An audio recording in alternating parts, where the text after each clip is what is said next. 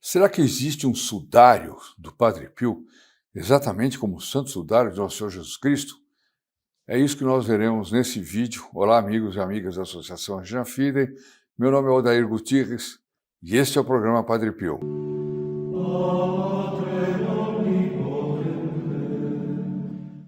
Eu tenho uma matéria aqui surpreendente. Quando eu li essa matéria, eu falei, me tira limpo se esse site é sério, se as informações são sérias, e tanto quanto nós conseguimos verificar, ele é sério, né? Então, hoje aqui, acompanhado dessa magnífica relíquia do Padre Pio, eu vou fazer esse vídeo, ao mesmo tempo que eu ausculto em nome de todos vocês que vão assistir. Olha essa história. Olhem essa história. Francisco Cavici, ou Cavic deve ser, que viveu de 1913 a 2005. Olha só esse homem, 92 anos, não é brincadeira, viveu muito.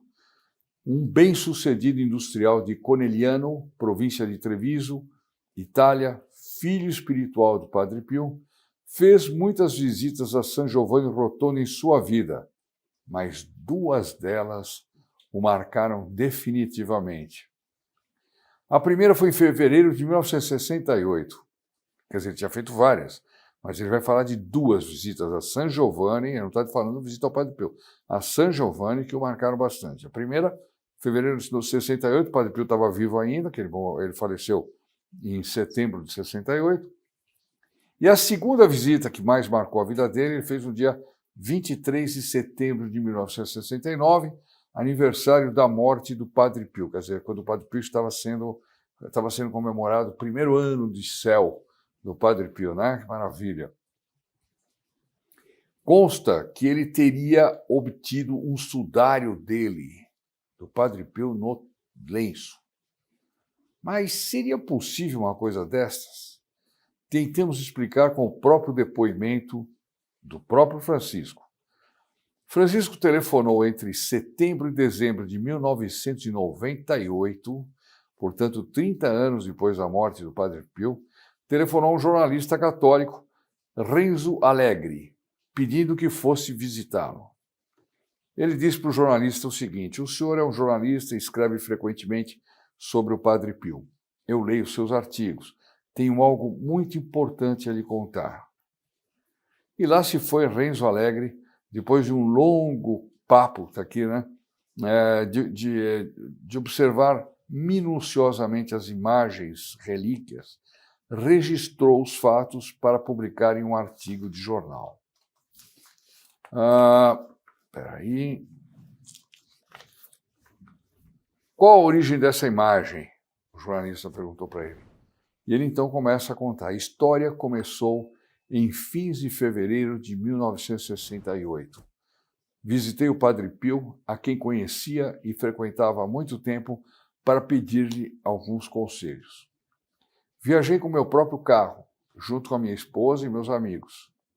E chegados a San Giovanni Rotondo, ficamos sabendo que o padre não estava bem. Claro, ele já estava quase indo para o paraíso, né? E por isso não saía mais do quarto. Mesmo assim, permanecemos ali por alguns dias e decidimos voltar para casa. Ou seja, ele não ia conseguir falar com o Padre Pio. Antes de partir, fui até o superior do convento para saber se, por seu intermédio, podia fazer chegar ao Padre Pio o meu pedido e obter uma resposta. Ele tinha uma consulta para fazer ao Padre Pio. E ele foi perguntar para o superior: o senhor pode levar essa consulta ao Padre Pio?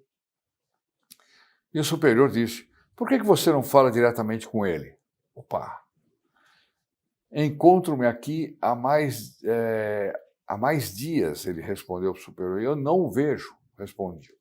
O superior respondeu: logo mais ele desce para atender às confissões dos homens. E, abrindo a porta da clausura, indicou-me o lugar do elevador onde chegaria o padre. Fenomenal esse lugar, viu? Esse elevador, nossa, vontade de beijar o elevador inteirinho, porque tudo é relíquia. Ele então indicou o elevador: fica aqui quietinho, que o Padre Pio vai descer. E era raro, porque ele não estava descendo, né? Aguarde-o aí, disse-me. Eu estava sozinho diante do elevador e andava preocupado. Não sabia de que jeito começaria a falar com o Padre Pio. Ele sempre tinha pouco tempo e, portanto, não podia perder-se em conversas. De fato, pessoas assim a gente tem até que ter escrúpulo de tomar tempo, né? Você pega uma pessoa que às vezes é muito solicitada, tem muita gente querendo falar com ela, aí tem gente que não tem um pingo de educação. O sujeito pega o sujeito e aluga o sujeito, né? Ele pode ver que tem uma fila lá atrás. Bom, eu tomei esse cuidado quando estive em São Giovanni Rotondo e fui falar com o superior do convento. Eu levei uma agendazinha num cartão que dava para tratar em 10 minutos. Né? Para minha surpresa, ele ficou conversando comigo 2 horas e meia. Para minha surpresa, ele me convidou para almoçar junto no refeitório dos Capuchinhos e foi um contato espetacular. Mas eu não fui pensando em alugar o pobre do guardião, não. De jeito nenhum, né? E ele aqui também estava com essa preocupação. A agitação me fazia suar as mãos. Tirei do bolso o lenço e mantive-o apertado na mão para enxugar o suor. Olha o detalhe, ele estava no mês de fevereiro, em pleno inverno, as mãos suavam. Esse detalhe é importante, guarde. E o elevador chegou. Ajoelhei-me diante da porta. Assim que ela abriu, Padre Pio me deu a mão para beijar e disse sorrindo, filho, se não levantar eu não posso sair. É muito sujeito do Padre Pio. Ele acho que se plantou ali na frente do elevador, né? Bom, de fato eu estava trancando a passagem. Levantei-me. Ele viu o lenço que tinha na minha mão e o pegou. Logo pensei, que beleza! Quando ele me devolver, será para mim uma relíquia preciosa. Já pensou? O Padre Pio pega o seu lenço assim e devolve. Não precisa mais nada. Uma relíquia. Você vai colocar o lenço dentro de um relicário desse, apesar de ser uma relíquia indireta. Esse aqui não, esse aqui é direta porque tem o sangue do Padre Pio ali dentro. Né? Tem o sangue do Padre Pio, é aquela camisa que ele usava por baixo do hábito e é o sangue do ombro dele, onde tinha a chaga da cruz, que o Padre Pio carregava consigo mesmo, né? As chagas. Bom, onde é que eu parei? Ah, bom, tá bom. Ele então ficou feliz porque deu o lenço. Andando com o padre, confiei-lhe meus problemas e, como sempre, ele teve respostas imediatas e precisas. Claro, entre todos os dons que ele tinha o dom do conselho também, ele sabia dizer exatamente. E assim, chegávamos à entrada do convento. Fora, havia uma multidão aguardando o padre, imagine, no fim da vida dele, com a fama que ele tinha já mundial, né? Apenas aberta a porta, muitos lhe correram ao encontro para beijar-lhe a mão, para tocá-lo. Isso é maravilhoso, mas era uma maldade com ele, coitado, porque ele estava todo dolorido e cheio de chagas, era uma coisa assim, ai, ai, ai, era tremendo. Olha, até essa cruz ele carregava. Diz que depois das missas era preciso fazer um cordão de isolamento, porque ele saía tão dolorido que ele não aguentava ser tocado. Quer dizer, aguentava, né? Mas era um sofrimento fenomenal, porque o Padre Pio aguentava tudo. Num instante, foi engolido pela multidão e eu fiquei parado na porta observando. Esquecera do meu lenço. O lenço dele tinha ficado na mão do Padre Pio. Ele esqueceu do lenço, mas o Padre Pio não. Voltou-se para mim e, mostrando-me o lenço, disse, ei, e este não vai levar? Ah, sim, obrigado, Padre Pio. E ele pegou o lenço, uma relíquia, fenomenal. Agora tem um detalhe, hein? Fixou-me nos olhos, abriu o lenço, passou no rosto, como para enxugar um hipotético suor que não havia porque era inverno, e me entregou o lenço de volta. Quer dizer, então ele não deu só o lenço, ele passou o lenço no rosto e deu para o nosso amigo Francesco Cavic. Bom, tinha sido um evidente gesto de delicadeza para comigo. Retomando o lenço, eu me sentia profundamente comovido. Entendi que me havia dado um valioso presente. O jornalista pergunta para ele: você percebeu algo de especial naquele lenço? Ele responde: não, nada, não havia nada no lenço, tenho certeza. Tratava-se de um lenço amarrotado e nada mais. Mas tinha estado nas mãos do Padre Pio, que o passou no seu rosto, o que para mim virara uma relíquia excepcional. Chegado ao hotel, contei tudo à minha mulher, e também ela sentiu-se feliz por termos esse objeto. Voltando para casa, nós o guardamos com a maior devoção. Eu o carregava sempre comigo. Levava-o dobrado na lapela do casaco. O mais das vezes o mostrava aos amigos contando a história. Então, ele mostrava silêncio aqui, olha. O Padre Pio tocou, o Padre Pio passou no rosto, etc. Né? Ah, se eu tivesse uma relíquia dessa, toda hora eu estava mostrando com. Aliás, eu gosto muito de mostrar essa aqui. Então, todos tocavam respeitosamente no meu lenço. Olha que coisa, hein? Eu tenho uma experiência que, às vezes, eu apresento para pessoas que são católicos tíbios, às vezes, isso aqui é uma relíquia, o Padre Pio tem isso, etc. A pessoa nem oscula, fala, poxa, impressionante, né? Não, pega, oscula, quantas vezes quiser. Eu faço isso toda hora que posso. Privilégio que eu tenho aqui, né? Ele está com a relíquia guardada aqui. O jornalista pergunta, e quando apareceu aquela misteriosa imagem? Porque até agora não está falando de sudário, de imagem do Padre Pio, coisa nenhuma no lenço, né? Então vamos ver. No dia 23 de setembro de 1969, ou seja, um ano depois da morte do Padre Pio, fui de novo a San Giovanni Rotondo. Era o primeiro aniversário da morte do Padre Pio e com minha esposa e outros devotos do Padre Pio.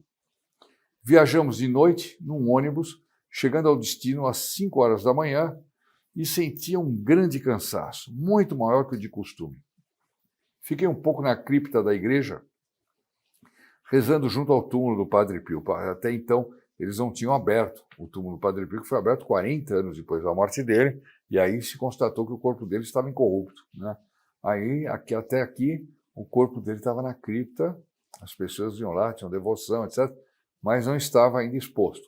Agora está exposto, e todo mundo que é filho protegido do Padre Pio tem a capelinha, tem o correio do Padre Pio, pode escrever mensagens para o Padre Pio, e essas mensagens são levadas a San Giovanni Rotondo, e essas mensagens são colocadas na urna, embaixo da urna do corpo do Padre Pio, da urna incorrupta. Isso aí, graças ao Padre Carlo Laborda, que é o superior do convento. Então você, que é filho protegido do Padre Pio, não esqueça de mandar mensagem, escrever no correio do Padre Pio, na nossa capelinha, escrevam mensagens para ele como se você estivesse falando com seu pai, com a sua mãe, com um amigo, né? Escreva para o Padre Pio e de tempos em tempos nós levamos para lá, imprimimos os pedidos numa letra pequenininha, para poder caber tudo, encadernamos, né, por uma questão de privacidade, lacramos e tudo, e os pedidos são levados ao santuário. Não é fenomenal?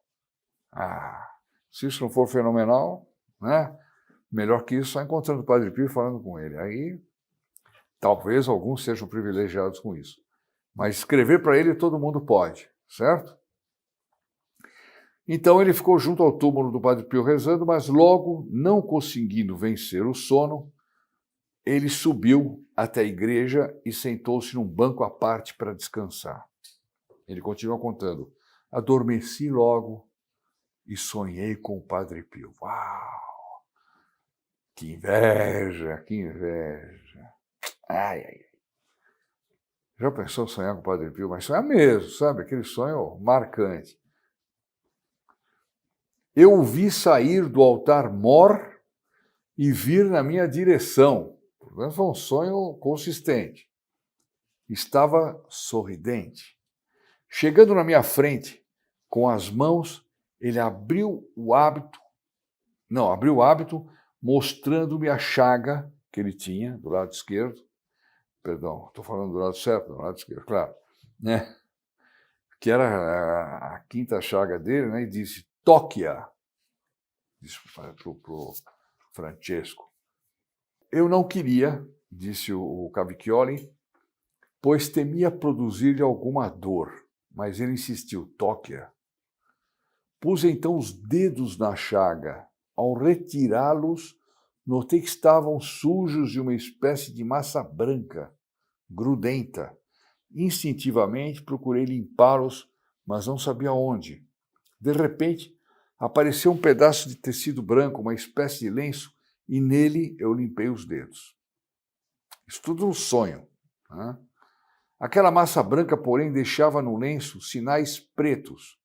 E não sei por quê, passando por cima as pontas dos dedos, consegui uma tosca imagem do Padre Pio. Ele viu, no sonho ainda, como se aquilo ali fosse, ele passando os dedos, ele fosse aparecendo a imagem do Padre Pio.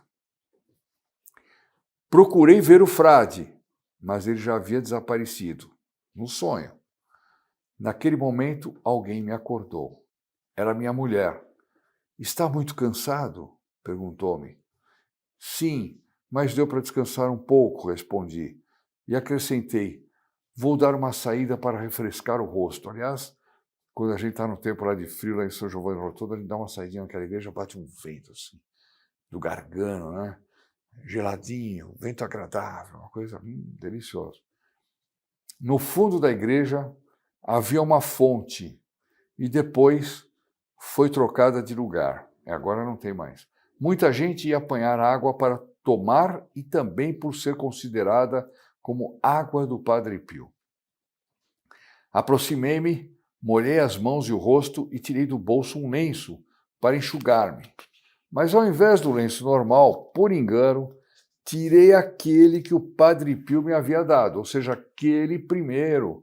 Quer dizer, ele levava aquele como relíquia, né? O que o Padre Pio tinha usado no rosto. Mas ele tinha um outro para usar, mas ele, na confusão, pegou o lenço que era relíquia, para se enxugar. Né? Uma senhora que estava na minha frente disse, puxa, mas como está sujo o seu lenço? Quer que o lave? Estranho, porque ele cuidava desse lenço.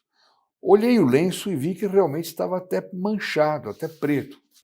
A mulher disse, o senhor quer que lave o seu lenço? Está meio sujo, está meio... Ele falou, sim, lave-o, por favor, concordei eu. E enquanto pronunciava estas palavras, admirei-me dessa decisão, porque mais vezes minha mulher pedira para lavá-lo e eu nunca tinha permitido. Claro, o Padre Pio tinha usado, imagina eu pegar essa relíquia aqui e falar, vou lavar esse tecido aqui do Padre Pio. Claro que não. Né? A senhora aproximou-se e começou a derramar água da sua garrafa sobre o lenço, que ela tinha pego na fonte a água. Né? Eu o esfregava nas mãos. De repente ela começou a gritar, Padre Pio, Padre Pio! Onde está ele? Perguntei. Ali, no lenço, disse-me ela, continuando a gritar. Acorreu muita gente. E eu me assustei. Claro, imagina. Por que ele se assustou? Porque um dia antes, uma senhora que havia gritado na igreja, dizendo ver o Padre Pio nos degraus do altar, fora preso pelos carabineiros, a polícia italiana, e levado à delegacia de polícia. Pus no bolso o lenço todo molhado e me afastei dizendo, nada de novo a ver, nada de novo a ver. Refugiei-me na igreja e pouco depois voltei ao hotel. O jornalista pergunta, no lenço via-se o rosto do Padre Pio? Ele diz, eu, na verdade, via sinais pretos e desconexos, semelhantes aos que parecia ter visto em sonho. Podiam fazer pensar num rosto humano, mas não eram claros. Quer dizer, ele está sendo honesto, ele foi muito crítico, não foi assim, de saída, né? Igual aquela marca de sabão que apareceu aí numa vidraça, aí não me lembro onde, lá, Mogi, uma coisa assim. E teve uma verdadeira peregrinação, porque dizia, Nossa Senhora que apareceu, e depois viram que era uma reação química qualquer, que não tinha nada a ver. Ele foi bastante cuidadoso, né? E eu, ele diz aqui, embora sentindo que algo de misterioso estava acontecendo naquele lenço, não queria me enganar. Olha só, foi prudente. Como a igreja é prudente nesses casos também. Por isso, não disse nada a ninguém, nem mesmo a minha mulher. Olha só. Antes de deitar, estendi o lenço sobre a mesinha da cabeceira para que ele enxugasse.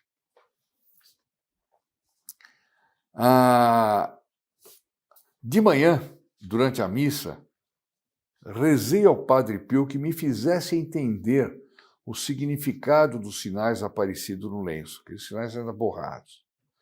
E pedi-lhe também permissão para poder confidenciar com minha mulher o fato.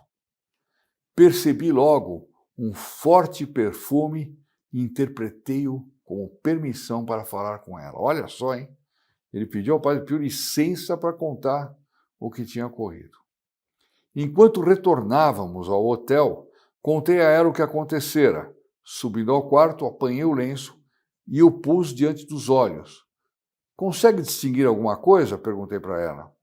Ela me diz, o rosto de Jesus. Ele falou, não, nada de Jesus, é do Padre Pio. Ele colocou diante dela, ela viu o rosto de Jesus, ele viu o rosto do Padre Pio. Vocês vão ver por quê. Olhei e me dei conta de haver mostrado à minha esposa uma imagem diferente daquela que eu tinha visto. Virei o lenço e do outro lado havia o rosto do Padre Pio. Quer dizer que tinha as duas imagens nesse lenço dele. Formado por aqueles sinais pretos e desconexos que havia percebido também na tarde anterior, mas agora o rosto aparecia nítido e detalhado. Durante a noite, portanto, haviam-se formado aquelas duas imagens misteriosas, distintas e diferentes, que mostravam num lado o rosto de Jesus e no outro o do Padre Pio. Eu vou mostrar para vocês no final desse vídeo aqui as fotografias do São Francesco, enfim, do lenço, vocês vão ver, não percam, hein, mas tem que continuar aqui. E não avança não, porque senão perde a graça, porque aqui vai ter coisa tão fenomenal. O que você devia fazer era dar um like agora, hein? Dá um like aí, pedindo ao Padre Pio graças extraordinárias desse tipo para você, pedindo bênçãos ao Padre Pio. Confuso, então ele viu o rosto de Jesus e o outro, o rosto do Padre Pio. Confuso e apavorado, não sabia o que dizer nem o que fazer. Bom, alguém saberia o que fazer? Eu também não. Aconselhei-me com alguns religiosos. Todos, vendo a imagem, admiravam-se, mas depois me pediam para manter silêncio. Eu acho que era por prudência. Espero que tenha sido isso, eu prefiro acreditar que seja isso. Retornando a Corneliano, procurei meu bispo e também ele me recomendou silêncio. Temiam que o caso pudesse suscitar fanatismo e atrapalhar a causa da beatificação. E eu obedeci. Esse argumento tem uma certa lógica, porque estava em plena causa da beatificação do Padre Pio, né? E que já tinha começado, e se começasse uma onda de coisas assim, ia aparecer também a onda de coisas que não eram verdadeiras, iam aparecer outros com visões, outros com não sei o que, isso aí poderia desacreditar a causa da beatificação. Guardei sempre escondida essa imagem. Onde será que ela está agora, hein? Eu vou pesquisar esse negócio. Só a mostrava a quem tinha autorização dos frades capuchinhos. Mas agora tenho a permissão de torná-la conhecida e espero que decidam, enfim, examiná-la para entender qual o seu valor e seu segredo. Como foi feito com o Santo Sudário de Turim, que foi examinado, reexaminado, foi feito tudo com ele. E ficou claro que ele era verdadeiro, era miraculoso, né? Uma nota, aqui tem uma nota. Esse depoimento de fatos vividos entre 1968 e 1969 só foi dado em fins de 1998, portanto, uns 30 anos depois, né? O processo de beatificação do Padre Pio encontrava-se concluído e estava já marcada a data da beatificação, 2 de maio de 1999. Depois, um ano depois, já foi canonizado. Não havia mais razão para o silêncio. Daí o interesse de Francesco Cavicchi de tornar públicos os fatos. Quis valer-se de jornalista Renzo Allegri, especialista para fatos desse gênero e conhecedor da vida do Padre Pio. Ele publicou um artigo sobre o caso, mas mantendo-se, porém, neutro, com um pé atrás. O jornalista também foi cauteloso. Francesco Cavicchi era um industrial bem-sucedido em Conegliano e tinha 85 anos quando fez essa revelação. Em razão de seus méritos, o presidente da República lhe concedera o título de comendador. Era um cristão convicto, praticante, tanto assim que fora designado como responsável pelos grupos de oração do Padre Pio em sua cidade. Estou olhando o tempo aqui. Cargo que só se oferecia a pessoas que se distinguissem pela prudência e pela prática da vida espiritual. Mesmo assim, Renzo Alegre tinha a impressão de que, ao menos em parte, isso tudo fosse fruto de fantasia. Uma história desconcertante ou incrível. Francesco Cavicchi morreu em 2005, aos 92 anos, e o famoso lenço foi confiado a uma comunidade de frades. Eu preciso descobrir essa história. E lá, a certa altura, decidiram submeter as imagens ao exame de um perito. Fizeram muito bem, é prudente isso, né? Dirigiram-se ao professor Giulio Fanti, da Universidade de Pádua. Fanti é docente de medidas mecânicas e térmicas no Departamento de Engenharia Mecânica da dita universidade. Um cientista notável que participou na organização de diversos empreendimentos espaciais dos Estados Unidos, mas é também um perito do Santo Sudário, sobre o qual fez importantes pesquisas, escreveu livros e é um estudioso daquelas imagens misteriosas ditas akeropite, palavra que significa em grego não feitas por mão humana. Fanti estudou o caso com a maior seriedade, chegando a conclusões que verdadeiramente possuem algo de incrível. Então agora eu vou pedir para projetar as imagens. E enquanto vai projetando as imagens, as fotos, mostrando os dois lados da imagem, eu vou lendo aqui as palavras do Dr. Fanti, que diz assim: as duas imagens que aparecem no lenço não têm explicação científica e, portanto, não são obra humana. Apresentam, ademais, as típicas características do Santo Sudário. Não foram pintadas, não foram desenhadas, na tela não se encontra qualquer traço de tinta ou de outra substância. A ciência deve estar aberta a tudo e, se existe um objeto estranho, do qual não se conhece a origem, o caminho certo é indagá-lo. Aí vocês estão vendo aí.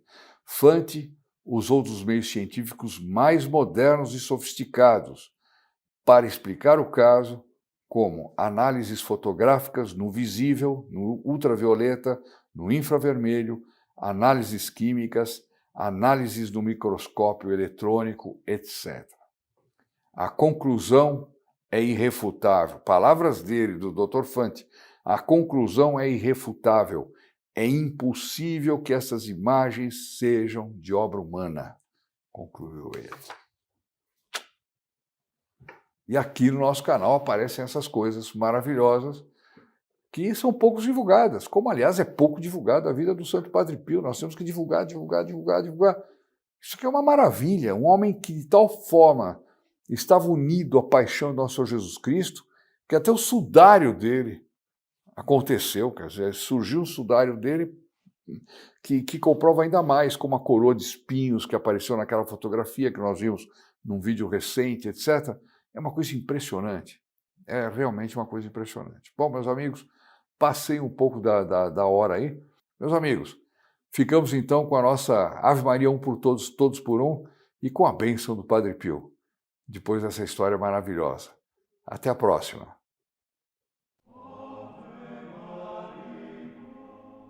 Ave Maria, cheia de graça, o Senhor é convosco. Bendita sois vós entre as mulheres, e bendito é o fruto do vosso ventre, Jesus. Santa Maria, Mãe de Deus, rogai por nós, pecadores, agora e na hora da nossa morte. Amém. In nome del Padre, del Figliolo e dello Spirito Santo, e così sia. Sia lodato Gesù e Maria, e buonanotte a tutti.